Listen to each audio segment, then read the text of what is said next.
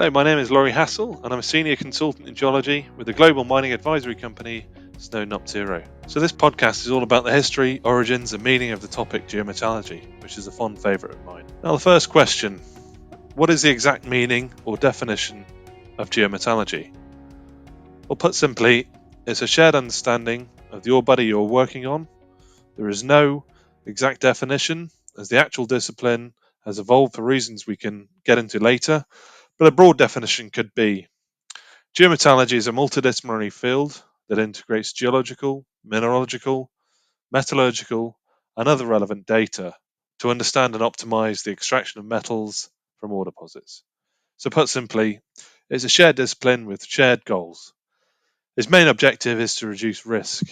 Now, as geologists, we reduce risk in the understanding of the ore body and estimation of grades and tons. As mining engineers, we reduce risk by effective planning as well as through operational excellence in order to deliver optimal grade and tons to the process plant. And as metallurgists, we reduce risk by ensuring the plant is recovering the metal as efficiently as possible, as well as delivering the highest quality product as far as reasonably possible with the plant available. All of that is reasonably possible with cooperation of all disciplines.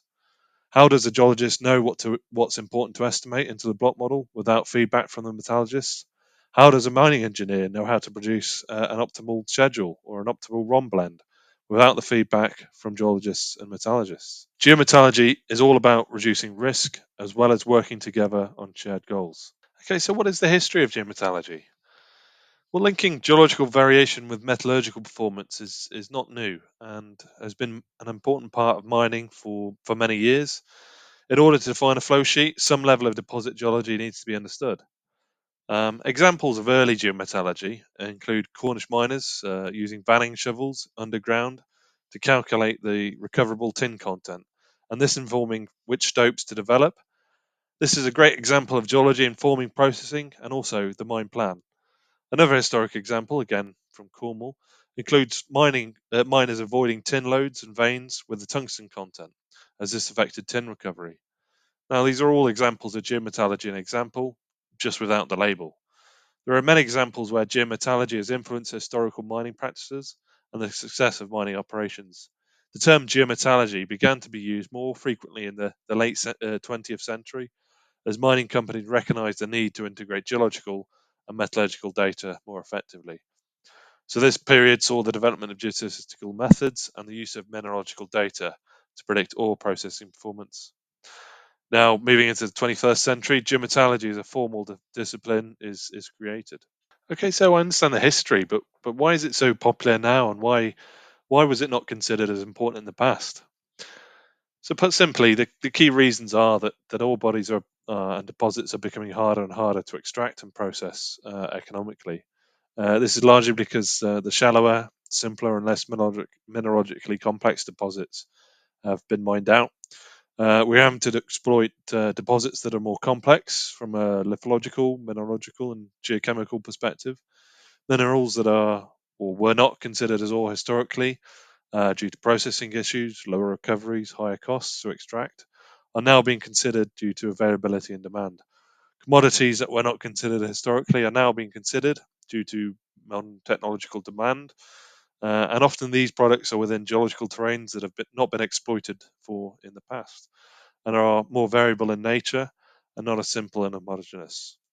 The other reason is due to metallurgical processing and technological advancements. With greater complexities in ore bodies, together with the need to improve efficiencies and cost margins, processing developments have added to the overall picture.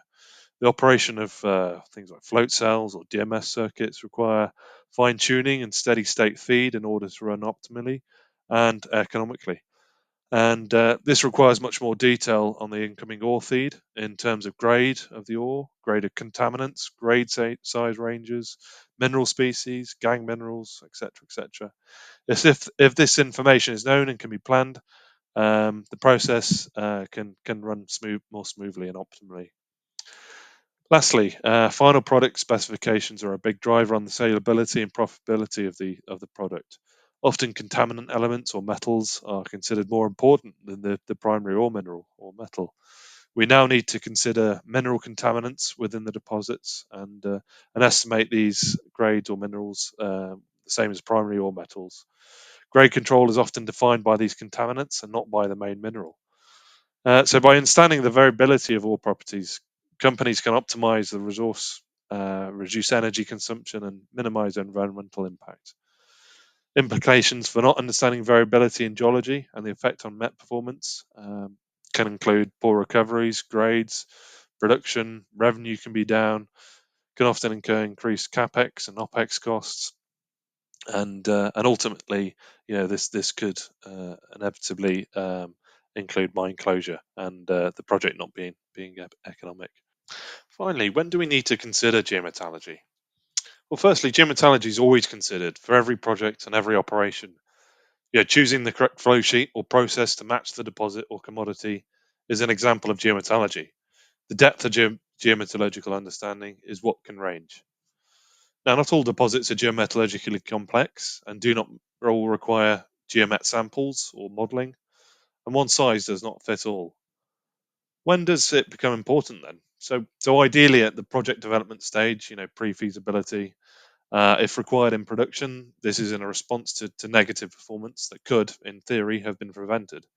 So this is a symptom of poor understanding of the deposit geology and mineralogy and that linkage with metallurgy. I'll discuss on another podcast the intricacies of how to implement geometallurgical sampling programs and estimations. That draws this video to a close. Thanks for listening to this Fresh Thinking podcast about the history and origins of geometallurgy. Now, if you'd like to listen to more of our Fresh Thinking by Snowed Optero podcasts, you can find them for free on our website, Spotify, Apple Podcasts, Libsyn, Google Podcasts, YouTube, and many other podcast platforms. If you enjoyed this podcast, please click that subscribe button so we can keep you up to date with our technical podcasts. Thank you very much.